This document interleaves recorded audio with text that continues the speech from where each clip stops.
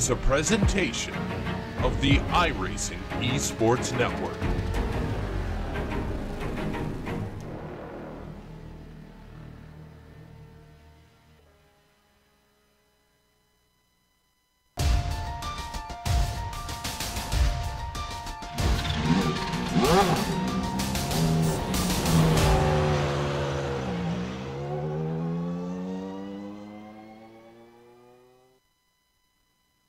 Halloween is over, most of the leaves are nearly gone from the trees, and the temperatures continue to drop.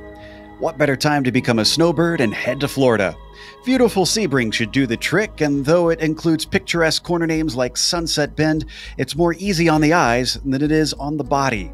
The notorious bumps of this track will test the setup skills of our drivers as we get ready to watch Round 8 of the iRacing Kamel GT series. And you'll see it all live here on the global SimRacing channel and the iRacing Esports Network. Hi, I'm Joe Peak, and with me in the booth is Sean Crackers Ambrose. Behind the scenes is our director, the Dr. Amjad Yaman, and he's using cameras provided by Dougie Beard. Sean Sebring has watched prototypes and sports cars race here for many, many years, but for our fans who haven't been around for that, why don't you tell us about the circuit? Joe, if you say classic American circuit, it almost sounds cliche, but this is the classic American circuit. Of course, the host of the 12 hours of Sebring Endurance Race every year. This 3.7-mile road course is legendary. 17 turns. Listen, everybody's raced here. Fangio, Foyt, Fittipaldi, Gendebien, Gurney, Greg Moss, McLaren, McNish. Joe, the names, they go on for days. But in 1950, they got it all started here with a bunch of hay bales and a makeshift course, and they put it together, and they got Sebring International Raceway. Various sections of the course have been repaved over the years, 83, 87, through the 90s. Just a tick under a mile of the original concrete is still left on this track. What does that mean? Well, it means it's bumpy. And yeah, that's Sebring. That's just the way it is here. But to get a feel for what it really takes to get around this cathedral of American racing is to hop on board for another GSRC lap around Sebring. All right, we've got Clayton McLeod in the GSRC Nissan, so let's do a lap around Sebring. Turn 1 tends to be a good passing spot in most cars, but in the Nissan, this thing is terrifying. You carry a ton of speed through here, but just pray that the bumps don't unsettle the car. Keep on hugging the right side on the short run down to turn 3. There's a late apex here, but make sure not to clip the inside curb. From there, you're right into 4 and 5. Once again, turning in late is the desirable line through 5. But here you've got to try and get the power down quickly. Big Bend and the blast towards the hairpin are flat out the whole way. This will probably be the most popular overtaking spot since it's a long acceleration zone into a very heavy braking zone. Just be careful when surrounded by other cars because it'll be easy to overshoot and plow into someone ahead of you. What's really tricky is trying not to spin the car out as the turbo kicks in. Turns 8 and 9 are simply about lessening your steering input to keep your speed up. And then comes another good place to attempt to pass, Cunningham. But if you find yourself side by side coming off the corner, it can be bad news. Collier is narrow with very little runoff on either side. Then there's the difficult curved braking for Tower. This is another inside curve that I highly advise not mounting. At last, there's a little breather until you have to attack Bishop. Take this as a single arc even though there's 2 apexes. On exit, make sure and stay to the left for the best entry into Gendebien. There's paved runoff, but getting to slow down here can really hurt you. And it's critically important to get a good run off of Le Mans anyway. Once you get dumped onto the Ullman Straight, it's a long, long ways until sunset. Even though the draft isn't as effective in the Nissan, getting a bad run might mean finding yourself too wide into the corner, and that is going to be extra scary. Just look at how much speed you take into the kink. Manage the car over the bumps and then smoothly bring the power back in. This brings us back onto the front stretch to start it all over again. Hopefully you kept it all together and have now finished a lap around Sebring.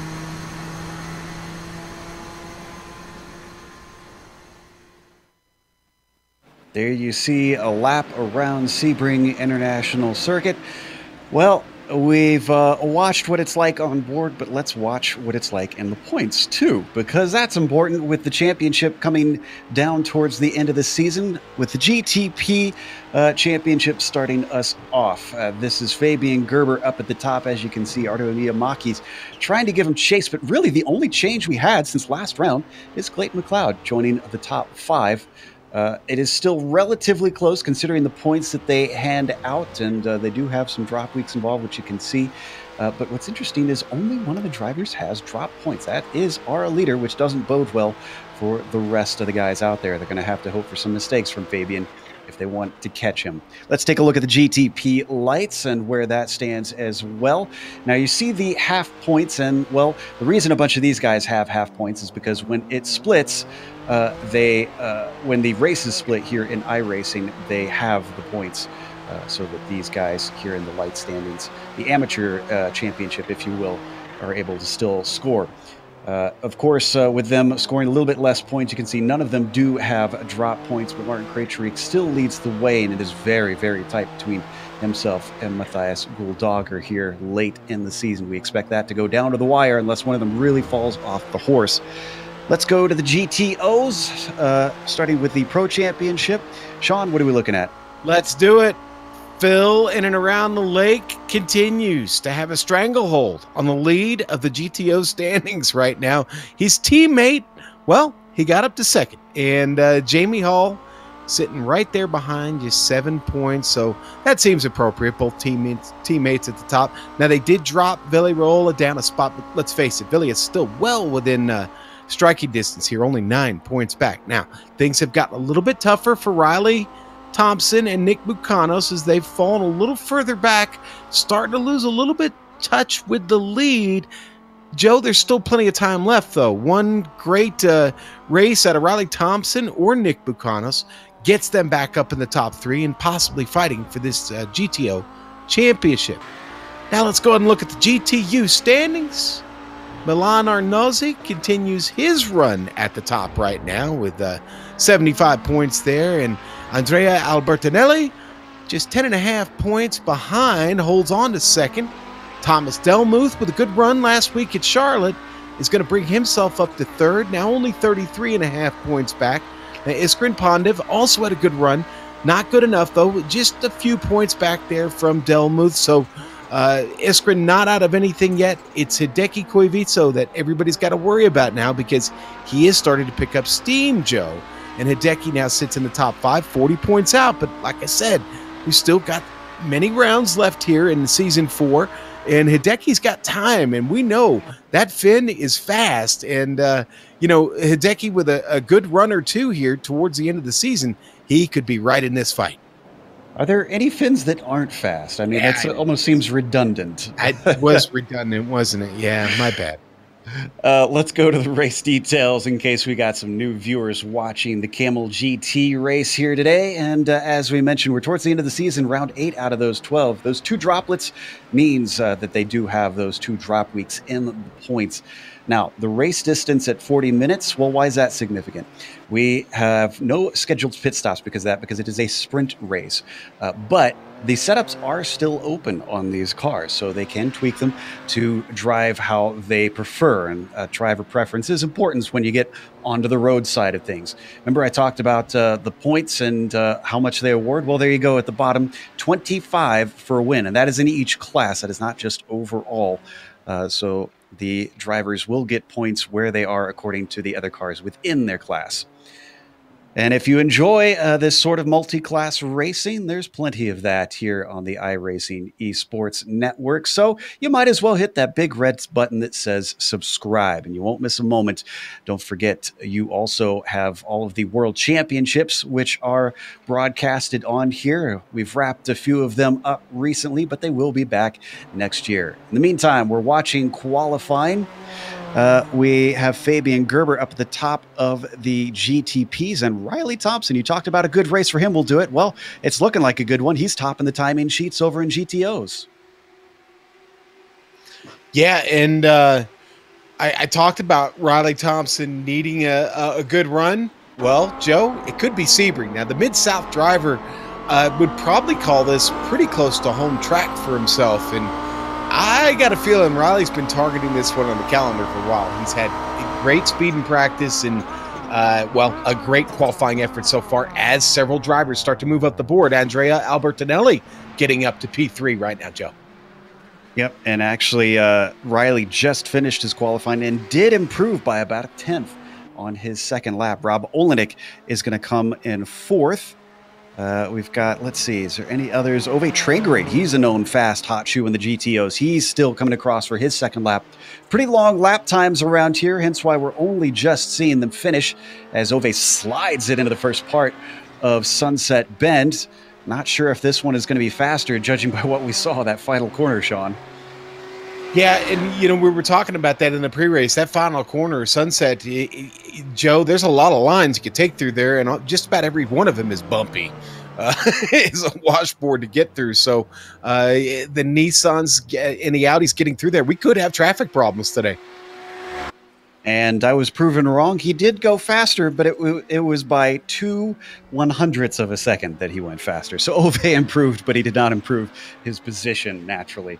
Chad Holmes only in 16th. Doesn't look like he's far enough on the track to really be able to get this next lap in.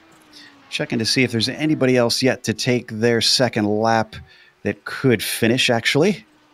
Stefan Schlacker, I think. Nope, actually, time is just coming down, so poor Steph won't be able to complete that. Let's go to the grid then, since it is now put into place. Fabian Gerber is going to be starting on the pole, and boy, is it looking like he's going to have an easy time with this one if he stays out of trouble. 7/10 over the next car in the front row, Michael Houghton. Then it's very close as it goes farther back from that. Justin Albrecht, less than a 10th behind Michael in 3rd. Antti Lapisto will be starting in 4th, with Ardo Iamaki in P5. Timo Toika will start in 6th. Martin Krejcik, that's a great qualifying from him, all the way up to 7th. He's been finding speed lately. Michael Thomas will be starting in 8th, with Nicholas Labish starting in 9th. Fabian Jungbluth will be P10, and then we go to the next graphic where Tobias Gerber will be in 11th. That 6th row will be completed by Pablo Suarez, and Theodore Burns will start 13th. James King starts P14, John Keefe P15, and Antonio Alvarez 16th. The last of our GTPs to put a time in is Johnny Bell in 17th. Behind him will be Trent Buse, who did not get a time in. All right, Joe. Riley Thompson with a big pole effort here today. Phil in and around the lake, going to sit right there next to him. Andrea Albertinelli there at the last moment goes up to P3 for the start of this race. Rob Olenek with a good qualifying effort today in 4th. Tanner McCullough from the iRacing Top 10 month of October qualifies 5th. Ove Traegerade 6th. 7th for Jamie Hall. Nick Buchanos with a P8 there to start this race. Take him. A new name for us here, the Canadian 9th today. Great qualifying effort for him. Ben Lafter 10th. Mick Claridge with us today, out of the Lotus 49 and into the Audi. He'll start 11th, 12th for Matthew Jette. Our very own Stefan Schlacker will be starting 13th. Hideki Koivitso 14th. Giorgio Buscemi, he will start 15th. Chad Holmes, 16th place for him. He'll start there. Carlos Fonseca, the number 33, starting P17. Franco Scurry is with us today, and he is starting in 18th. Brian Shanahan, 19th. 20th, that's going to be Hayden Pastorius. Bronislav Romanek, 21st. 22nd, going to go to Ian Hannon. Donald Peake is with us today, Joe, and he is going to be starting 23rd in a familiar-looking car, and 24th there for Thomas Delmuth, and that's it, man. 42 multi-class retro cars ready to go here at Sebring International Raceway. Big field out there today because it didn't split this time as we had in Charlotte, but it's a lot longer track, so it should be able to handle it.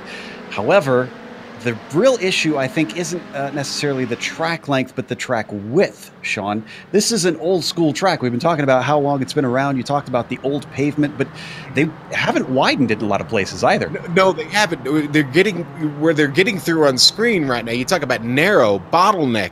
Man, you can barely get 2 cars through there. One is enough, right? Because you're really fighting that hairpin. But yeah, man, it's going to be serious stuff today. And of course, right here, we get to the actual hairpin, turn 7. Joe, that's impossible to get through there too wide at speed. What little speed you're carrying, you got to do it under control, or you're running off the track. There's so little room there. Well, and I have to imagine as well, that's one of those corners we always talk about, the turbo lag that those Nissans we saw just go through there. That's got to be one of the hairiest places for them to try and apply the power hard. Yeah, absolutely. And that turbo lag, that's going to be a big factor here on this track today. You think about right now, they're going through Collier, Joe, and we're going to be fighting it getting out of Collier, trying to get the car settled to get down to Tower. And Tower, known for its difficulty in braking, those Audis, certainly we expect to have a difficult time there. But again, they have to deal with 2 classes out there. So traffic also comes into play as we take a glance at the front of that field. They will split them up out here and have a separate start, just so that they don't run over each other. But we've seen in the past that drivers that have problems very early on the first lap in the Nissan field could still get caught up in the GTOs. I wonder if turn 1 will hold some of that with the way it comes down and narrows significantly. It might. Turn 3 might even be worse, though, Joe, and that's what I'm worried about here on the start. Any of those Nissans have trouble, our Audis are definitely going to get into that. Now, because we've got a track that's just under 4 miles long, well, guess what? It'll take them a little while to get around to the Audis. But listen, back to your point about the Nissans, any of them get in trouble, it's going to be trouble for this Audi field as well. Now they come down the Holman Straight towards Sunset Bend, that final corner, almost really 2 corners with the way it has that kink coming into there. And you can see the gap that they've put between the 2 classes. Now, I know the Nissan ran here. We'll have to maybe go to the peanut gallery. I'm not sure if the Audi ran here at Sebring. We'll check up on our facts there. But this Nissan was an actual car that raced at this track, though not this layout. We'll see how they handle the more modern version as the roof pace car peels away. Fabian Gerber immediately gets the green flag, and Michael Houghton was caught out. He was napping. He is dropping multiple positions as I think Martin Krejcik managed to get a good jump, but that is Justin Albrecht trying to go the long way around, looking for the lead. Is he a little bit too wide? He has to lift off of it, and there goes the opportunity.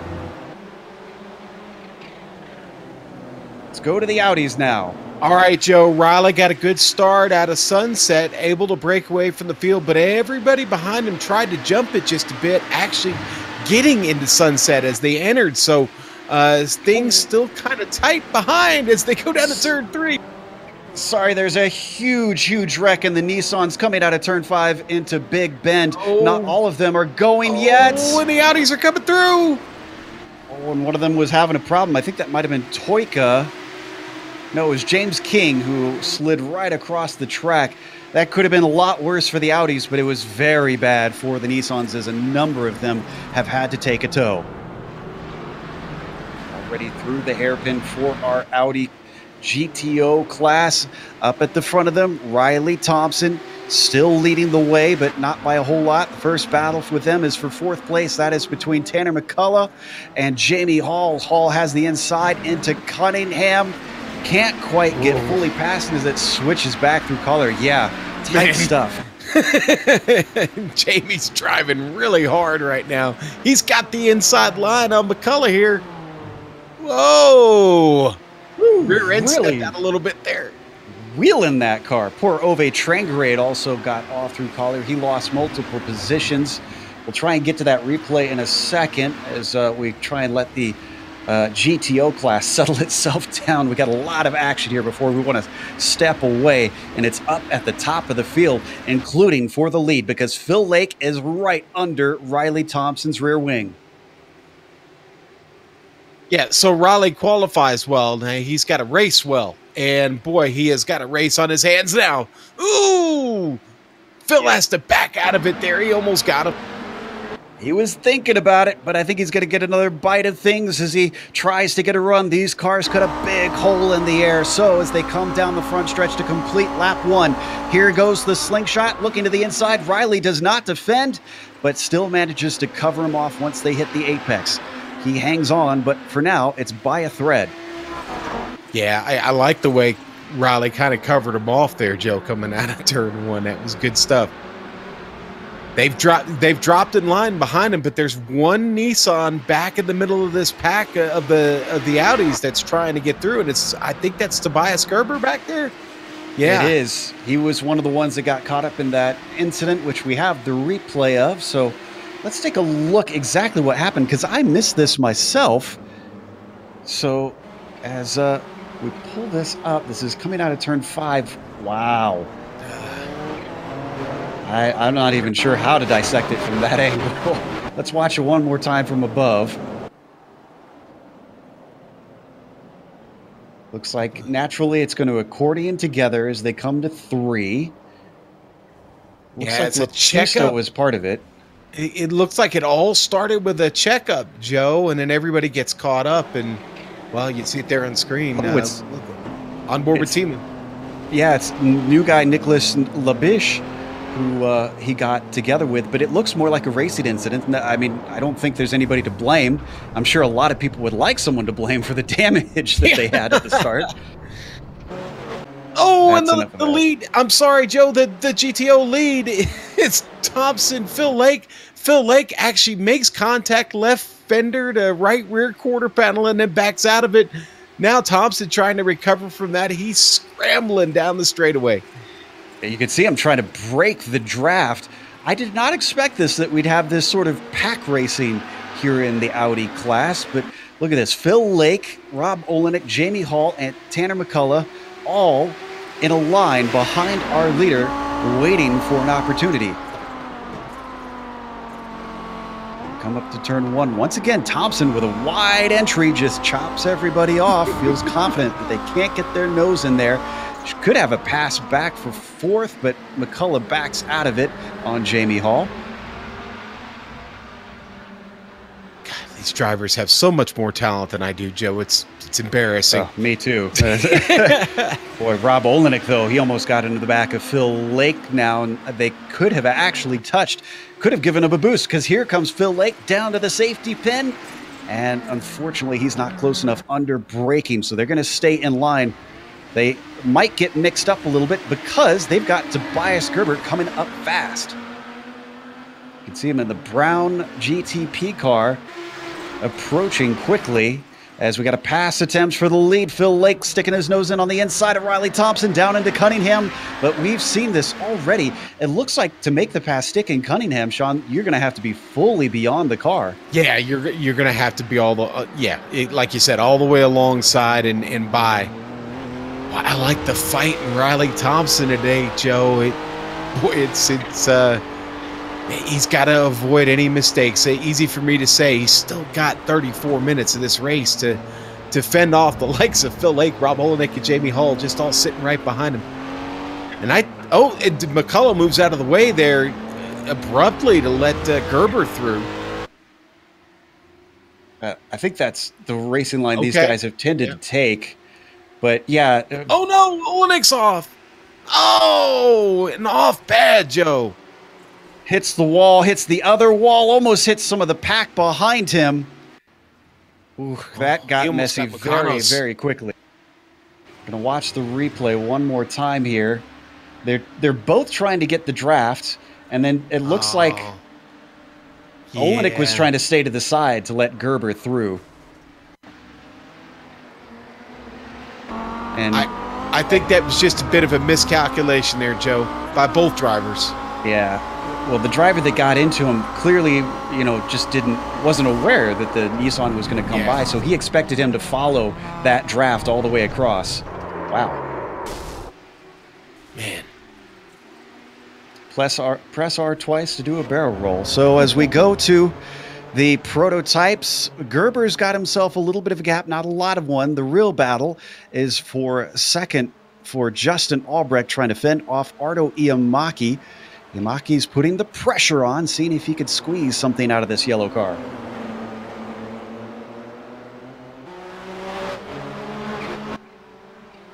Coming back onto the front stretch. They've left Michael Houghton behind. Despite his good qualifying, his race is not going to plan. And these guys haven't caught the GTO field yet. They've still got a little ways to go. And that'll really shake things up for the prototype.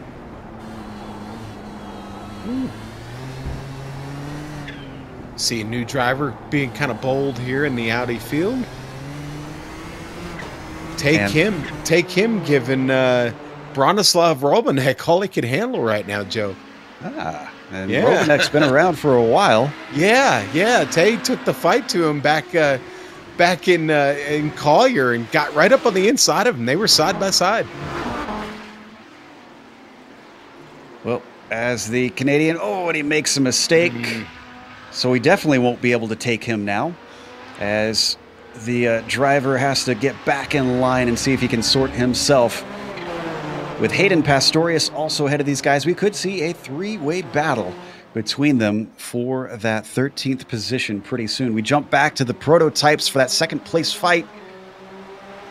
They work their way through Bishop up towards Jean Dembien. Yamaki just staying right in the tire tracks. Good under braking, though. Look at how much he closed. Now onto the Holman straight. Now, very different for our viewers who haven't watched this before. Very different for these Nissans. They don't seem to go off as much draft as the Audis are, even though we're seeing a little bit of a duck out from Yamaki. Joe will go back to the Audi lead because it's Phil Lake trying to get in and around Riley Thompson. And is he going to clear him? No. Riley continues the fight. Oh, and he got him. He got him. I don't know if this is over yet. Thompson's going to try and come back at him. Whoa, a little bit too late in, and he turns him around. Phil Lake off track. Now they've got everybody coming on top of them. Tanner McCullough can't do anything with it. Nicholas Mukanos then, he moves into the lead as Riley Thompson falls all the way back to 5th. Schlocker, oh no, and Schlocker gets into McCullough. McCullough goes off course. Schlocker keeps going. This allows Andrea Albertinetti.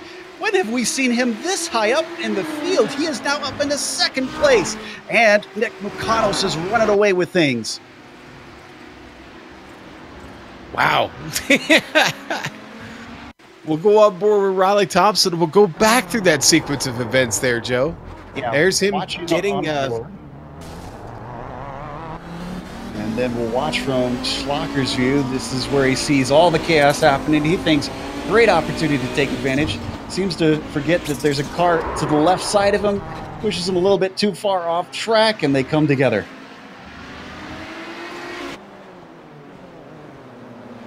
And, Ardo Yamaki just had a big accident. We're going to watch this pass. And then, as soon as he had that 2nd place, Yamaki just threw it away.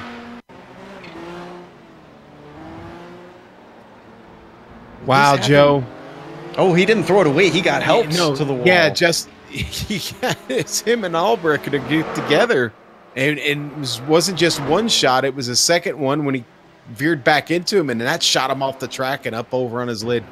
An automatic tow for Yamaki is going to make it a bit of a miserable day. We're watching it one more time. Ooh, that was set up by a mistake out of tower. And 2 into 1 just doesn't work.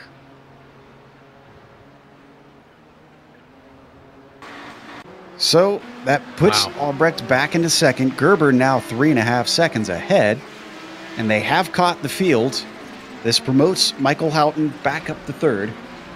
There's our leader, Fabian Gerber, trying to squeeze his way through some of the Audis. Brian Shanahan not leaving them a lot at the apex.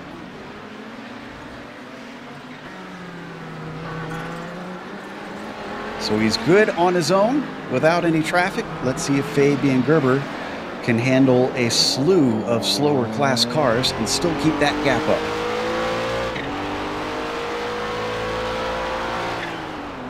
Already had quite a bit of attrition out there today. As a number of cars are in the pits. We ride on board with Fabian Gerber. Chad Holmes up next ahead of him. He's going to be able to slip inside down into the braking for Jean Dembien. Then he's got to wait patiently behind the car of Bronislav Robanek. Hayden Pastorius up next, and this should be easy pickings down the Holman straight. All right. Schlocker is trying to hold off Riley Thompson, Joe. They just came out of Sunset Bend going down to 1. Riley's going to go running outside like he's done earlier in the race. Schlocker's going to hold position, and look who's right behind him. Tanner McCullough has not given up. After getting shuffled out, he has managed to get his feet back under him and battle now for this second place position. You know, remember when we talked about the points at the beginning, Joe, I talked about drivers that needed a great run. Nick Bucanos is leading this race right now by 0.3 of a second. He's got an angry mob behind him.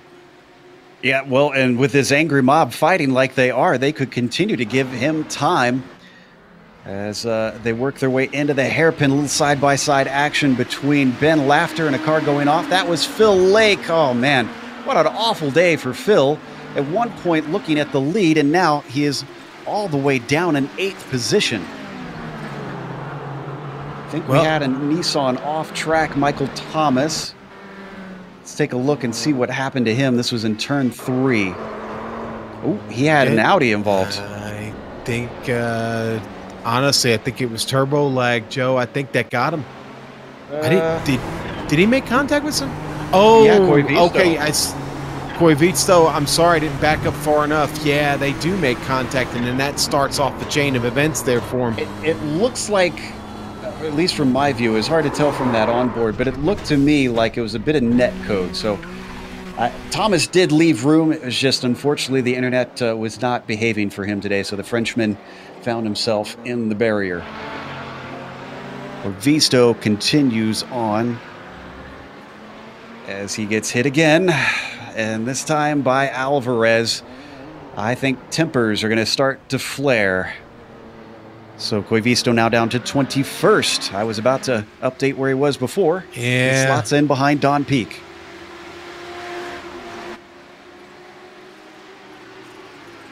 Ooh, battle for second place with Suarez in the mix. Again. Riley Thompson and Stefan Schlocker.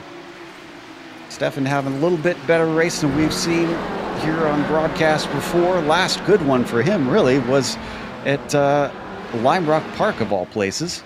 Yeah, and Joe, he's had a monster run so far. He's picked up a ton of spots to get up here to second right now. Still a gap from him up to our leader, Mucanos.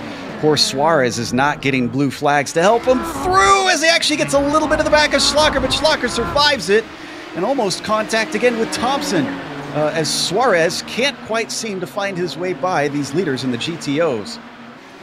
No, he's definitely struggling, isn't he? And Riley Thompson's got to be careful here. I mean, he's got a podium.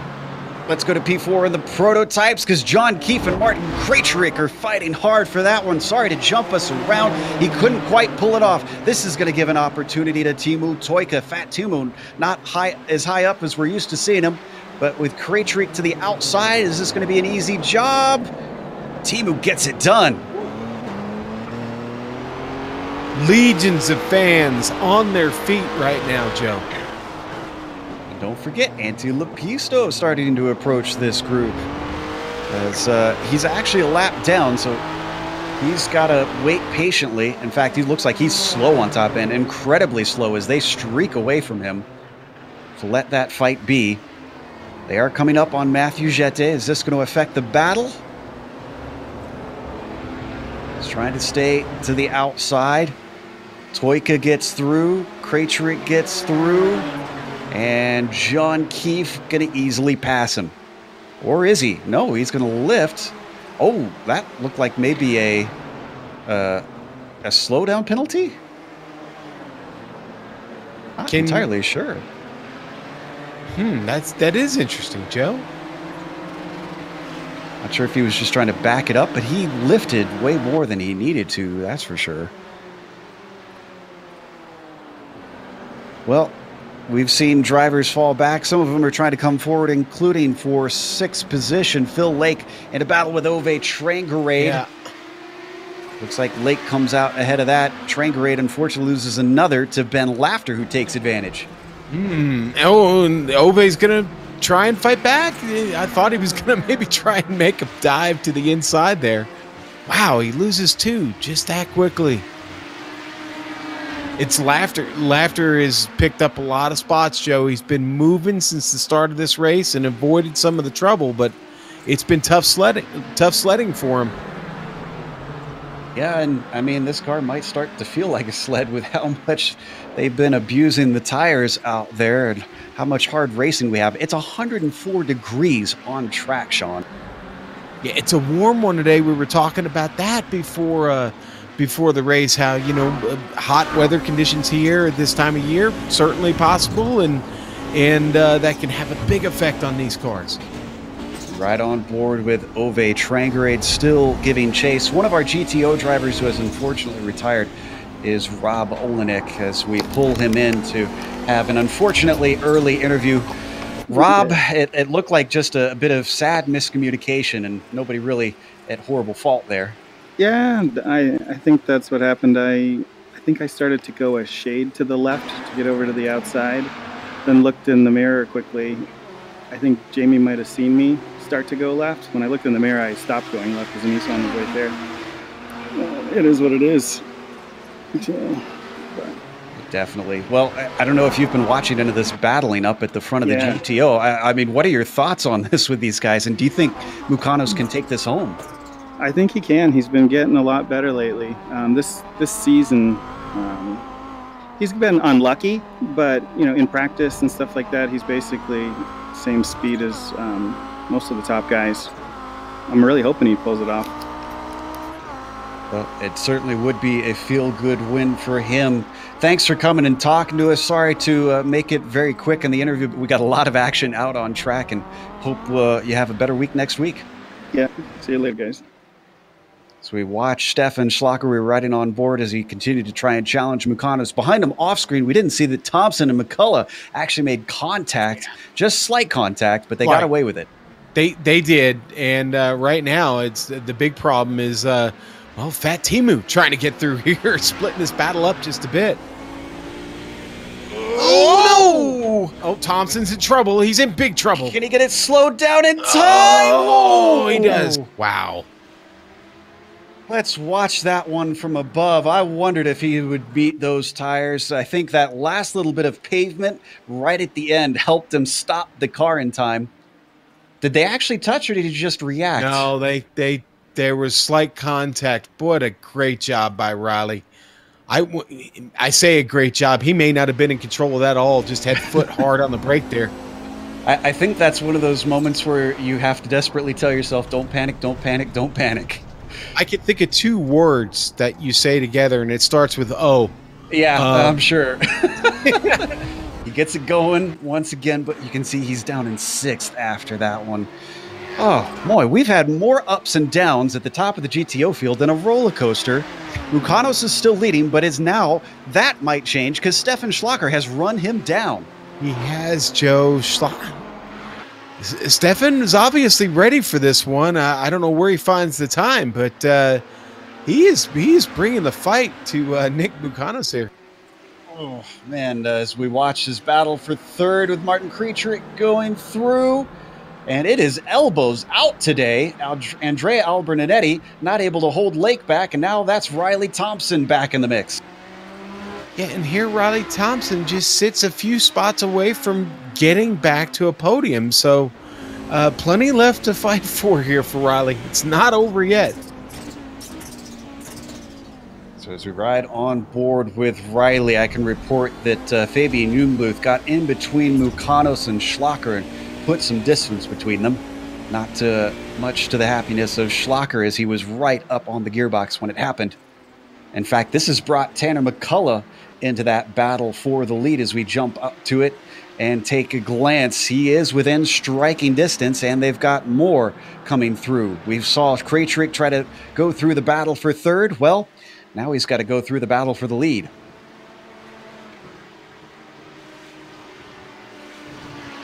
And as far as where... Oh, is he going to be able to get through? No, he's going to have to wait behind McCullough. As far as where Stefan has found this speed and time, I blame the C-clamp that he just ordered. Yeah. That's the secret ingredient. That is a secret ingredient. That's what's been holding him back, Joe, is the C-clamp. The lack of it, yeah. All right, so he's not able to gain down the backstretch. In fact, Martin Krejcik, oh no, and he loses the car.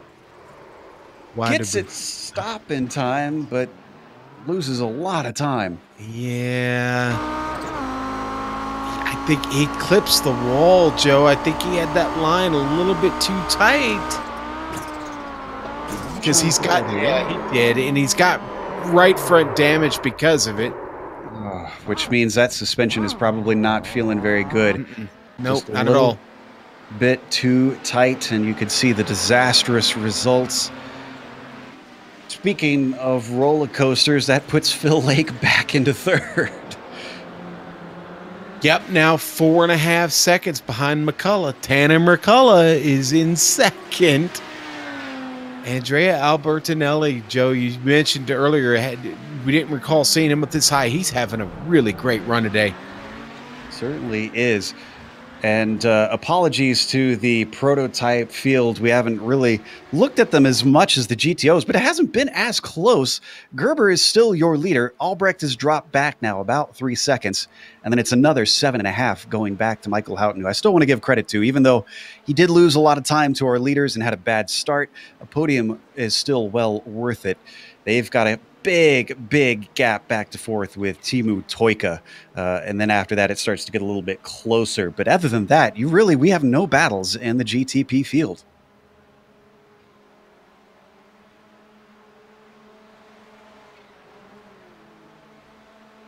So let's take a glance. Go ahead. Well, I was going to say, we do have a battle in the GTOs. We haven't talked about McClarridge much. He's been holding off Giorgio Buscemi for quite a while.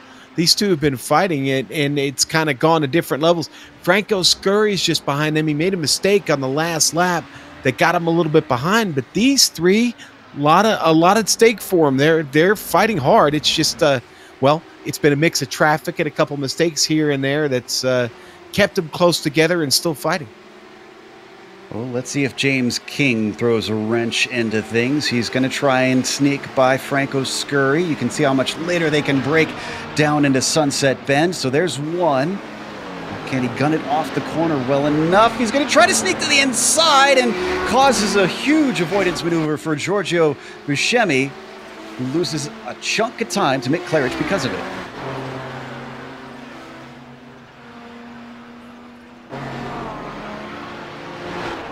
And in fact, Tobias Gerber going to be the next one through on the inside of Buscemi. So Franco Scurry gets to the back of that GTO and makes it a battle for 10th place. Not much of one because Buscemi gives it away with a mistake into 3. Well, like I said a moment ago, Joe, it's what's kind of kept them all close. It seems to be either traffic or a mistake every now and then, and then they wind up bunching back up together. But Matthew Jete has now kind of come to this battle and could be looking to make a move here on Buscemi. And let's head up to the lead because speaking of bunches, well, right now Tanner McCullough has bunched up to the back of Nicholas Mukanos. And Rob seems to think that Mukanos can take this one and bring it home. But I think Tanner has other ideas here. Probably mad because he was only second in the highlight reel for this week.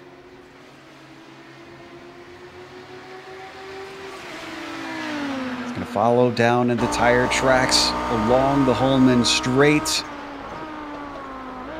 And as the draft pulls him in slightly, doesn't pull him in enough for an attack. He gains ground mid-corner, showing a little bit more mechanical grip than the car ahead, and that was a fantastic run. He found himself a lot of time on him through Sunset Bend.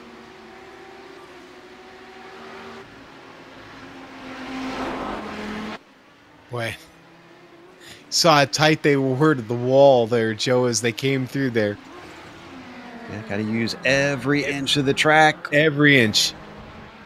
Including the curbs, as both of them getting right on top of them on the tall parts here through 3, 4, and 5. But a bad exit coming out from Nick Mukanos allows Tanner McCullough to get a run around Big Bend. He has to go the long way around. Defensive for Nick Mukanos down into the safety pin. They're side by side. They're dead even on the brakes, but the inside allows Nick Mukanos to just give him a little bit of an elbow off the course. The lead still holding on. Yeah, Tanner is waiting for another chance to fight there. He played that one smart. He's played this whole race smart, Joe. He stayed out of the trouble, kept that car clean, and it's had a good, clean fight here with Nick Mukanos. But, boy, I got a feeling here McCullough may try to take advantage of him here when we get to the Ullman Straight.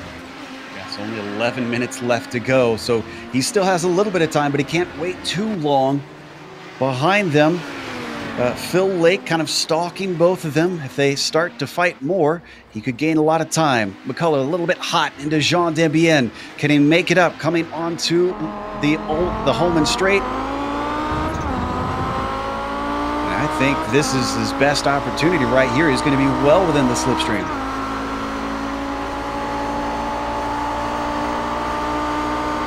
A little bit of a defensive move from Nick Mukanos. Fending him off for now. Could we see an over-under? Tries to park it on the apex. That's going to deny an opportunity from McCullough. Still tries to get the run, but can't do anything with it.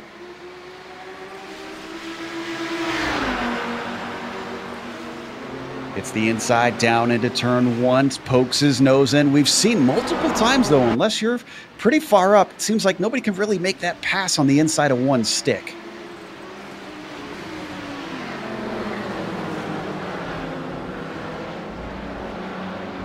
Behind them, that's James King having to wait patiently. And boy, he flipped it up on the curb there. Tanner gets it dead center of the top of that curb, Joe, and that got the car up on two wheels. Lucky, a very fortunate moment for him and for James King. Well, and fortunate moment that James King decided to pass in that hairpin. They have a hard time getting off the corner, these Nissans, from what I've seen. And Nick Mukanos is held up. And now, despite that big mistake, McCullough is all over the back of Mukanos once more. Now they've got to deal with Tobias Gerber trying to slip through. Does it seem like everybody's having to deal with Tobias Gerber today? Poor guy. Yeah, I know. I'm sorry, Tobias. I didn't mean that.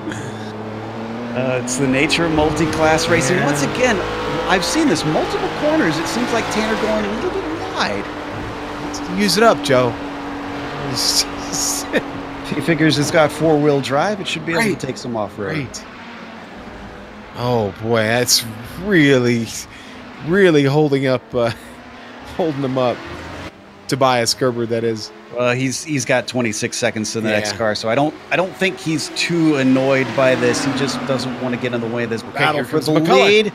Oh, and they're three wide down up into the kink into Sunset Bend, and McCullough was not brave enough to try and stay with it. This battling is indeed bringing Phil Lake in. Let's stay with this, but I just want to update our viewers who are wondering about the prototypes. Gerber's still leading, and he's still pulling away from Albrecht. Down the front stretch once again, Mukanos gives him the inside. He's a little bit farther ahead. Can he get it down to the apex? This time he does. Maybe an over-under attempt from Nick Mukanos. Yes, it is. Look at that. Send it, Nick. Send it. And he does. Oh, boy. Deep into the brakes, and they trade paint through turn three, but Mukanos grabs it back. Oh, boy, and that damages McCullough's car. He picks up some left front damage on that, Joe. Hopefully that doesn't hurt him too much.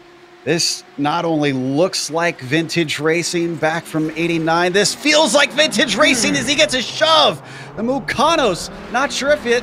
Oh, and he almost runs him off track. They come together. They both turn around, and Phil Lake is caught. He has nowhere to go. Who's in fourth place? That is Riley Thompson back into the lead. Wow. I am a little bit speechless on that one. I'm not quite sure how to call that. I don't know. You had plenty to say there a moment ago, Joe. They come together and they keep getting together. Yeah. I never liked... Where to go. Oh, poor Phil Lake. If he had just picked the other side, he would have had the lead right now. He cannot catch a break today. Let's watch from Thompson, who probably This is the last thing he expected.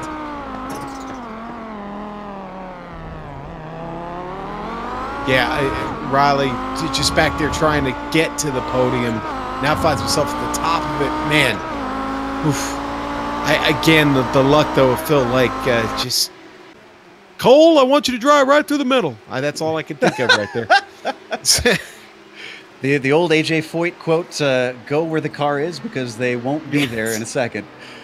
It was, oof, this is Albert Anelli and Ante Lepisto trying to work his way through. That's Phil Lake with Albert Anelli behind him. Looks like Lepisto's going to get a little bit of an opportunity. Oh, he's going to have to wait between them potentially. He's given space at the apex, and now he gets through. Down to 6 minutes left to go. How many people have led the GTO class at this point? Because it seems like it's... well, let's see. Lake did it temporarily, I want to say. Mukanos did for a while. Did Schlacher ever get it, or second was as high as he got? I think he got the second, and that was it, right? Yeah, there's been a few lead changes, to say the least. There may be another one or two before this is over. I don't know. We'll see. Raleigh hanging on to it pretty good. Phil 2 seconds back. Yeah, he's got a nice little gap. All he has to do here, I think, is manage the traffic and watch his line. And while it's been hot potato down in the GTOs, it's been king of the hill. And the GTP's Gerber up to 5 seconds ahead of Albrecht and basically just cruising for now. In fact, the only battle that we have is between Jungbluth and Keefe, and I think Keefe just recently took that, but that could get a little bit messy because as they go through big bends, Chad Holmes and Bronislav Robanek had to make way. Keefe outbreaks himself, but isn't going to lose the spot back to Jungbluth.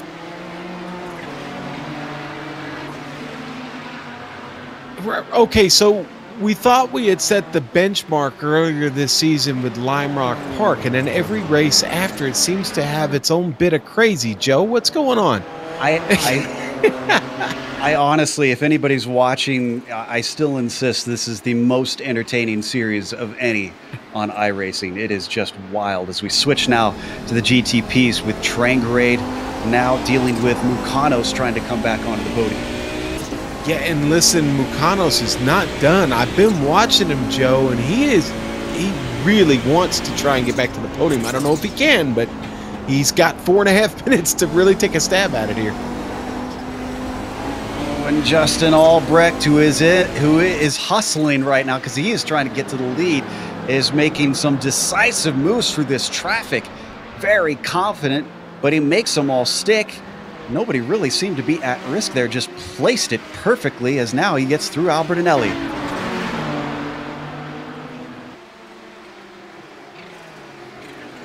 Down towards the hairpin. That gap between himself and Gerber, because of those quick thinking moves, has chopped it from 5 seconds down to 3 seconds. I think Albrecht is trying to make a race out of the end here. Joe, I agree with you. I do. I think he's making a legitimate run. He's got to get through some fast cars here that are competing for positions. He's going to clear Lake. Yep. Just making some great decisions, and it's helping him through. I can report we just missed a pass between Laughter and Schlacher for 6 down in the GTOs. Laughter gets that one. So it was a pass attempt, I should say. Schlacher was behind Laughter and couldn't quite pull it off. Here we see them on screen now in the final 3 minutes.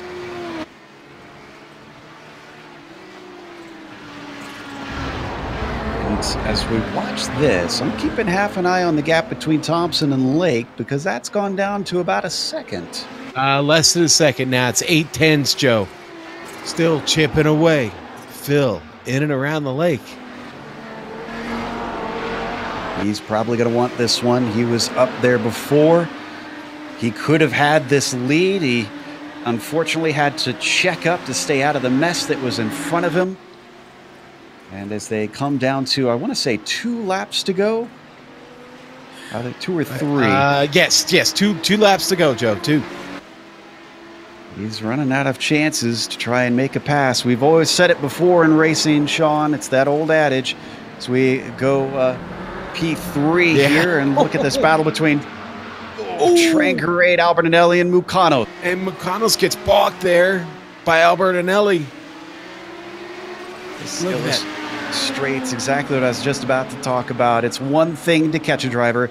It's another to pass him. Mucanos is finding this out the hard way. Tries to duck to the inside late on Albertinelli. Almost gets into the back of him, but can't make it stick. And poor Johnny Bell. That's what I was just about to say. Toyka, yeah. Oh, and now Mucanos gets around Albertinelli. Comes around the outside to do it, Joe. He's got to complete it. Oh, way too much curved on the inside by Albertinelli. That's going to finally give it over to Mucanos up to 4th. And Tanner McCullough misses the hairpin completely, takes the old route, and returns to the track, throwing some cones along the way. Poor cones. We're just minding their own business. You know, I think because he looks like he was slow and damaged. I think he was just intentionally getting out of the way there. It'll be the white flag this time by Joe. Indeed. Gerber just crossed the line with about a minute left. These cars doing it in roughly a minute 47. Means that this is it for Gerber. He's held that 3-second gap. He gave away a little bit, but now he's turned up the wick. And Justin Albrecht in that number 18 hasn't really had an answer yet. Joe, here comes Phil Lake. Ooh, a last lap battle for the lead in the GTO class. I do not think that Thompson is going to give this up willingly. And Fat Timu coming through. Spicy. They work their way through 3 and 4. Now to the important one of 5 is a little bit of ducking his nose in. I think that was a desperate attempt from Phil Lake. That was not going to come off. And that actually costs him because now he's going to be too far away for the hairpin. Oh. Oh, but this is bad news for Thompson. We've seen this multiple times. Off the hairpin, these Nissans are so slow. Doesn't balk him too much. Ooh, so he dodged a bullet there. Right on board with Phil Lake coming down to Cunningham now. The chances are slipping away corner by corner. I'm watching the leaders, so don't worry. We'll go to them when Fabian Gerber gets close to the line. I honestly, I think Phil's got to get it done on the Ullman Straight. He's got to be ahead of him getting into Sunset. It is really the only chance I think he has left at this point. Speaking of Sunset, Fabian Gerber hits that right now as he breaks for this infamous hairpin. Fabian Gerber took the lead at the green, and he didn't look back. He wins here in round 8 of the iRacing Kamel GT Series. We go back to the GTOs. This is the important corner, Sean. Yep, and Riley Thompson going to try and break the draft. He's gone into the weave already. Here we go. He's gaining, he's gaining, he's gaining as they come to the breaking point. He could try an over-under. Riley Thompson trying to hug the inside to deny him. Gets the launch off the corner. The start-finish line is right there, and Thompson is going to take the win today. Wow. Third place is a fight too, but Ove Trangrade's going to win that one. Mucanos could have had the win, but it just is not to be, and he slams it into the barrier in frustration. Andrea Albertinelli gets a top 5, Joe. And he's got the number 27 on his car. Andrea's going to get some high rating today. And a clean car, might I say. Maybe he picked up a couple of incident points, but I think he's going to walk away with a big Italian smile on his face. We saw Mick Claridge get himself in 8th. Newcomer Take Him. How about this? A 13th out of a very large field here in the GTOs. 24 cars. This is a good feat for a newcomer. Yeah, we saw him being aggressive earlier in the race, too. So come on back, Take Him. We'd like to see you back out on the track next week. Only battle we have left is between Hayden Pastorius and Brian Shanahan. Shanahan a little bit farther down than we're used to seeing him today, but it was certainly a rough race for a lot of people. As he comes around Sunset Bend, I don't think Pastorius is anywhere close enough to try to pull this away from him. So 17th going to go to Shanahan, 18th to Pastorius, and that's going to wrap things up, at least for the race. We got our post-race show to do still. We'll have a quick break where we'll show you all the upcoming races here on GSRC, and after that, we'll have the official results as well as driver interviews. Stick around.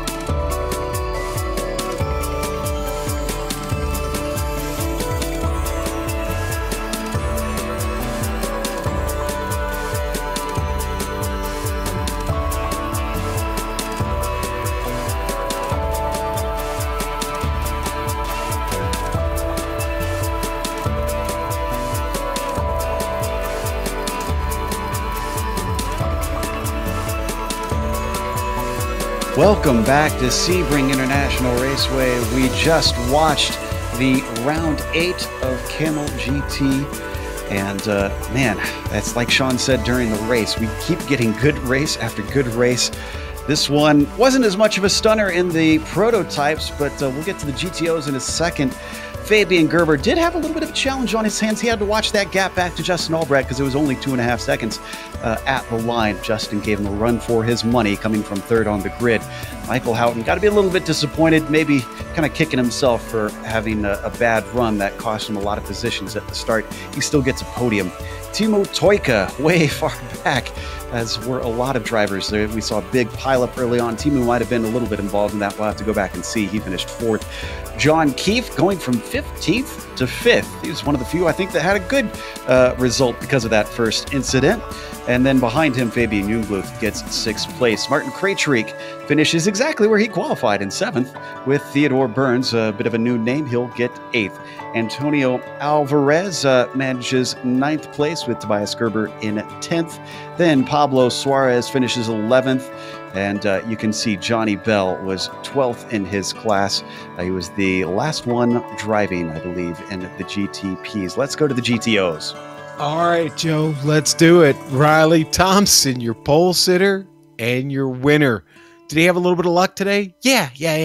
A lot of race car drivers have luck. And you know what? Sometimes that's exactly what it takes to win a race. So congratulations to Riley Thompson. Phil in and around the lake fought hard. I just told him I thought he was going to get him, but he'll take his 2nd place today. Ove Trengerade, 3rd place. Great run and a podium finish for Ove. Nick Mukanos, 4th. What could have been for Nick, man. He had this race at the top for quite a while, and 4th is where he winds up. Andrea Albertinelli, congratulations on your top 5 finish, sir. Ben Laughter, 6th place run for him. Stefan Schlacker up battling for the lead. Got into a little bit of trouble. Still salvages a P7. McClarridge having a really solid run. I'm going to say congrats, Mick. Good job, buddy. He finishes 8th today, Joe. Franco Scurry, 9th place finish for him. His countryman, Giorgio Buscemi, right behind him there in 10th.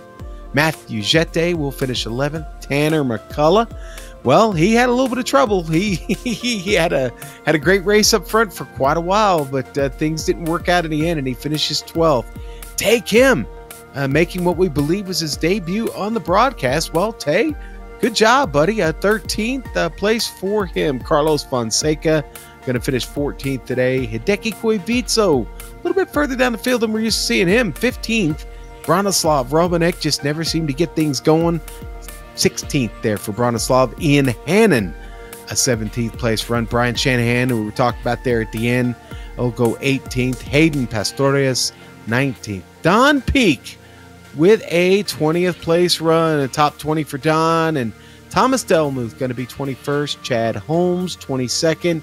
And then here down at the bottom, we've got drivers couldn't or had trouble struggling to the end there. James King, Antti Lepisto, Michael Thomas, Arto Iamaki, and then Jamie Hall and Rob Olenek round out what was, well, no, they didn't round out. There were 42 cars. I'm sorry. Nicholas Lovich there and Trent Bruce ran out the field. Joe, boy, that was fun. Yeah, and I'm curious whether or not Riley Thompson thought it was fun, because you found yourself in a battle for the lead. It kind of went south. Suddenly you were thrown back. I mean, who would have thought that you'd get right back up to the front, especially with the sequence of events that brought you there? I honestly have no idea how that happened. It's basically like Watkins going all over again.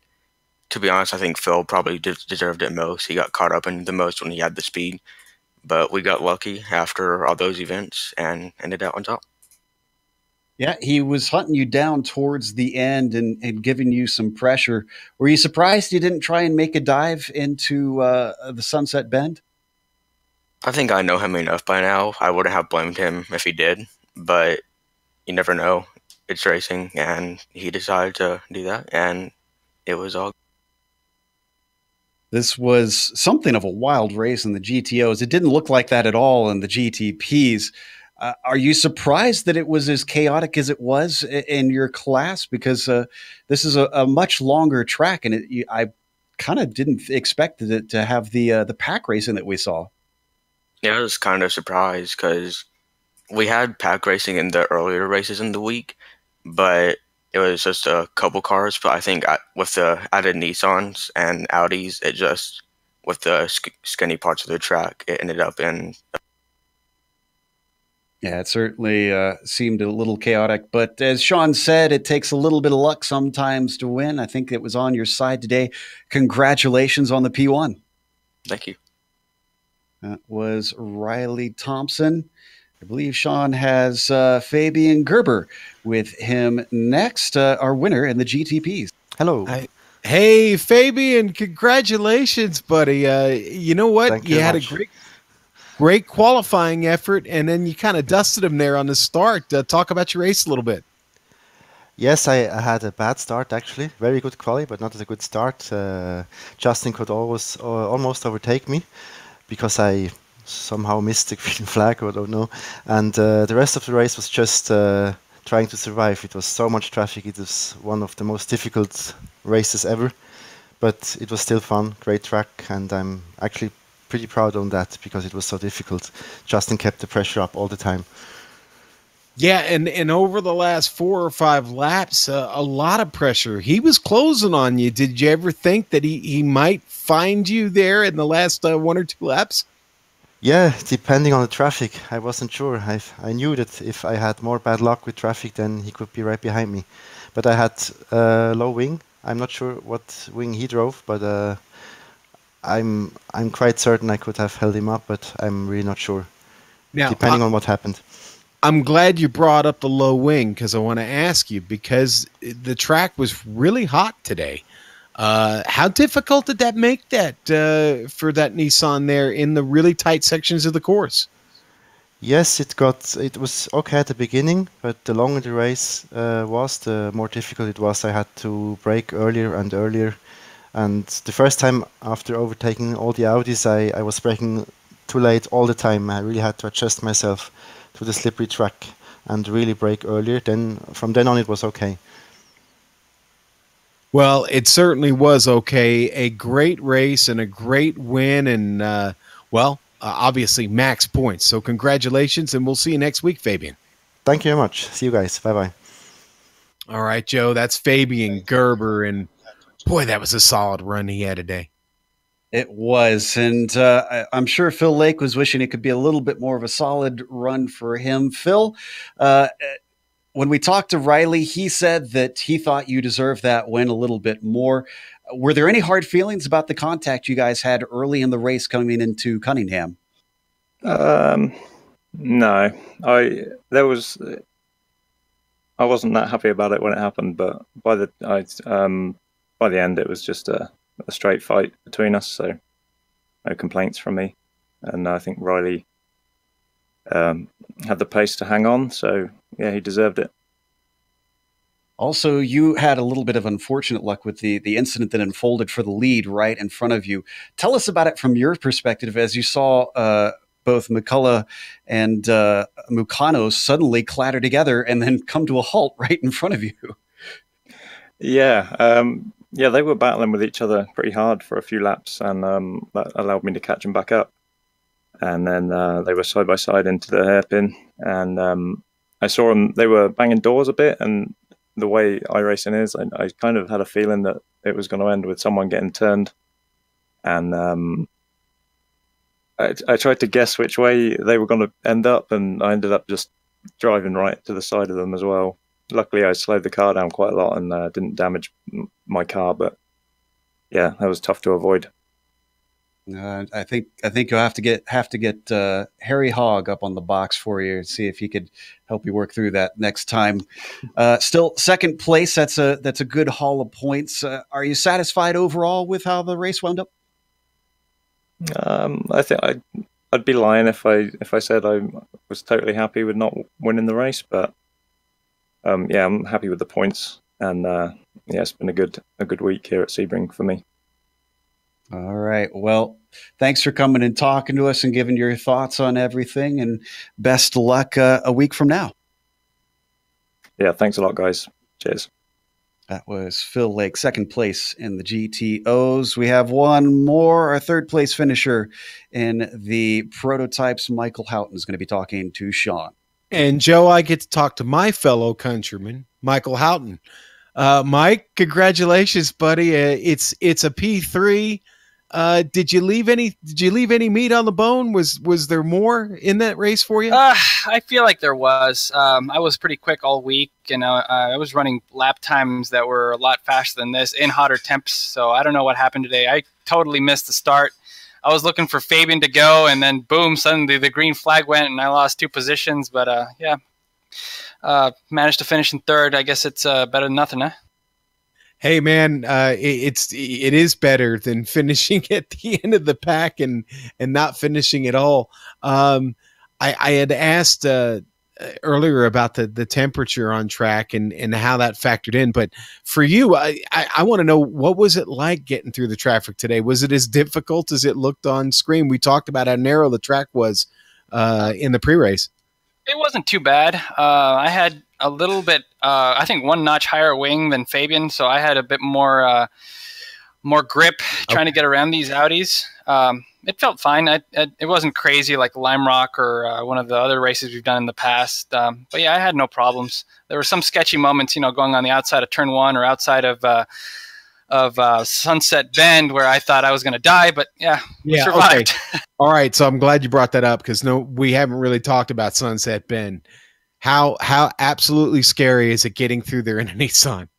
It's fine if they let you take the inside line, but if you have to go outside, there's this huge bump that makes you want to take. Yeah, I know where that bump's at, Mike. I've found it more than once. Yeah, as soon as I went over that area, I just put both my hands in my mouth and went, ah! But I managed to go through it. do the Danica thing, arms up and that's right. There. Jesus, take the wheel. Well, hey, listen, great race. Enjoy the rest of your Saturday, my friend. You going to COTA this weekend? Unfortunately, no. We're going to be going to the Renaissance Festival. Oh, nice. All right, well, enjoy that.